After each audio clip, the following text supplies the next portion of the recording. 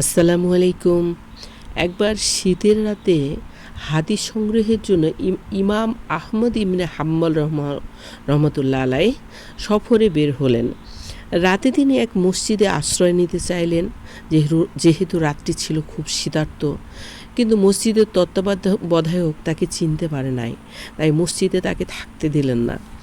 ইমাম নিরুপায় হয়ে হাঁটতে হাঁটতে একটি রুটি বিক্রেতার দোকানের সামনে পৌঁছলেন এবং রুটি বিক্রেতাকে বললেন, আমি কি তোমার দোকানে একটু আশ্রয় পেতে পারি? ছেলেটি খুশি মনে বলল, কেন নয়, আসুন আসুন। ইমাম আহমদ ইবনে হাম্মাল রুটি বিক্রেতার চুলার পাশে গিয়ে চুপচাপ বসে রইলেন এবং তিনি লক্ষ্য করলেন যে যুবকটি রুটি তৈরি করছে এবং কাজের ফাঁকে ফাঁকে অনবরত আস্তাগ ফিরুল্লাহ পাঠ করে চলেছে।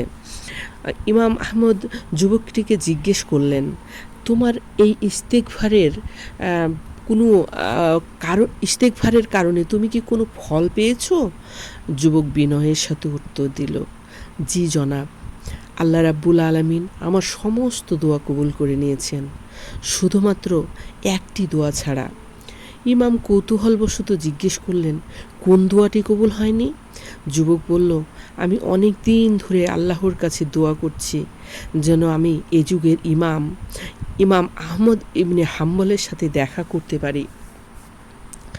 যুবকটির এই কথা শুনে ইমাম একেবারে আবেগ আপ্লুত হয়ে পড়লেন। তিনি যুবকটির দিকে তাকিয়ে বললেন, তোমার এই দোয়াটিও আল্লাহ রাব্বুল আলামিন কবুল করে নিয়েছেন। আমি সেই আহমদ ইবনে হাম্বল, আমার কাছে তোমাকে যেতে হয়নি, মহান আল্লাহ পাক আমাকেই তোমার কাছে পৌঁছে দিয়েছেন মসজিদ থেকে বের করে।